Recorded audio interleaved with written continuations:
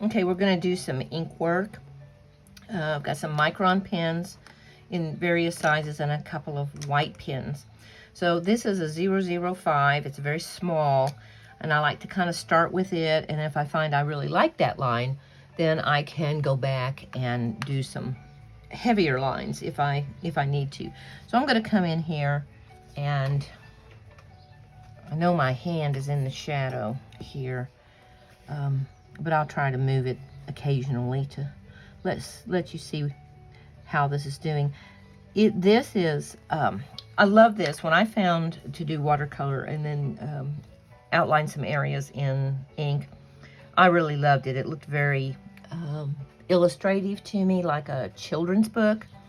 And I always wanted to write and illustrate a children's book. May still do it. But this is not a precise kind of enhancement to this. It doesn't have to be real straight. Matter of fact, a lot of people who do pen and ink are pretty what you would kind of consider sloppy about it. Do not get a ruler out. This is part of its charm, is for it to be just a little bit sketchy. So that's how I'm gonna make it. You go pretty fast. You do this a few times and you get a little more confident in how you do it. So these are what's called fish scales on little Victorian cottages. And I'm just going to put, I'm not going to be real heavy-handed here. I'm just going to put a few in, just kind of a suggestion of those fish scales, because I really like those. Okay, back up to the roof. Like I say, you just don't have to be real, don't be real straight with those lines there.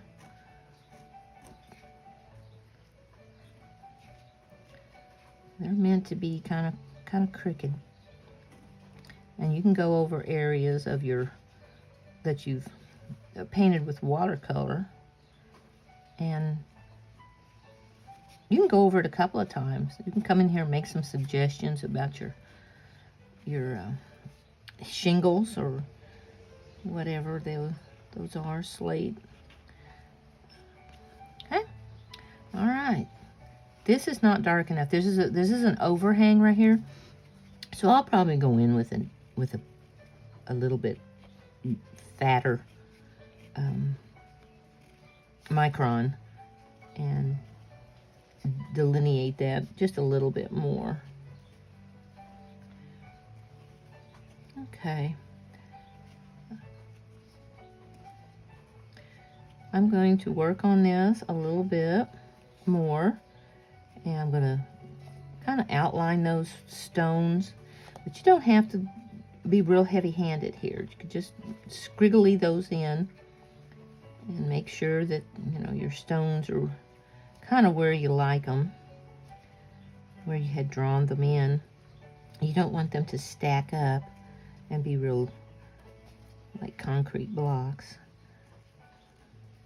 So, and you don't have to just keep within the line of your watercolor. You can go out of the line and still come back and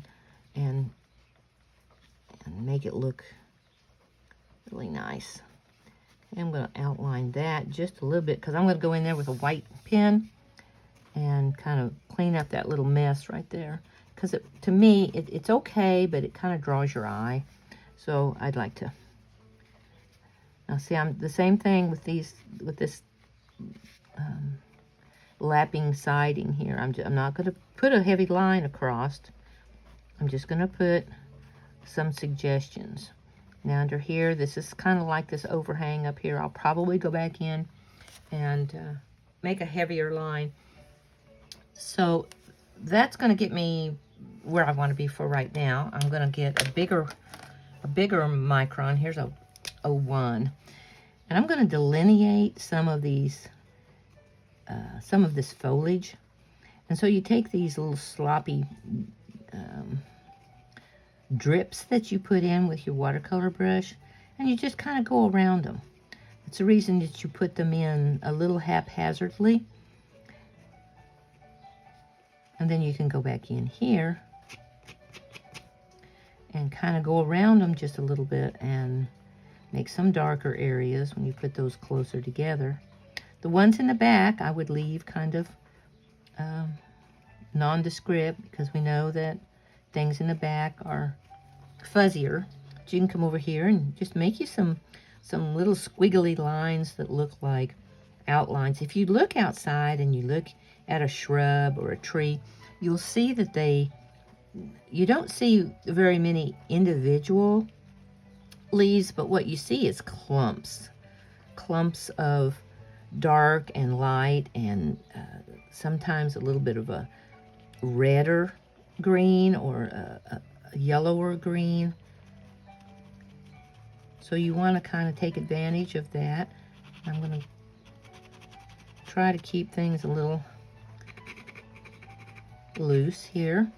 I think there's going to have to be something under here, because this is too much of a line. I don't think you would see that kind of line under a house. But I can do and go in here and I can do whatever I want with these stepping stones. They kind of went away with the watercolor, but that's okay. You can bring them back a little bit with ink. And you can even outline your whatever you did in watercolor, and that just makes it look like it's trying to make you believe that this is grass.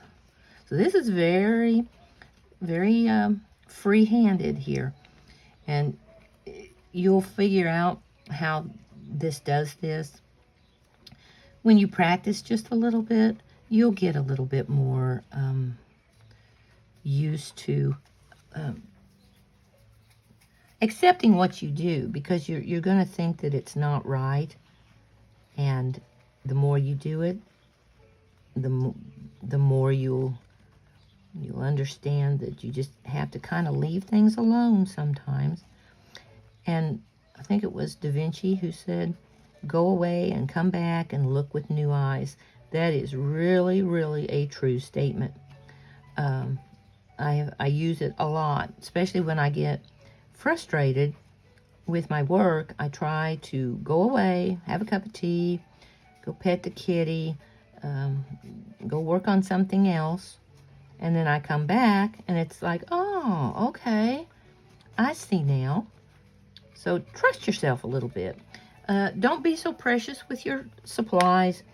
That bee paper at Walmart, there's a pad of it for like $11, and it's 50 sheets. Cut it in half, you've got 100 sheets. You can play for days with that, and it's pretty good paper. It's I would probably, if you're kind of new to this, I'd probably tape it down, because it buckles a little bit, but it doesn't stay buckled. So tape it down. That'll give you a little bit more of a confident feeling and a better product in the end if you do that.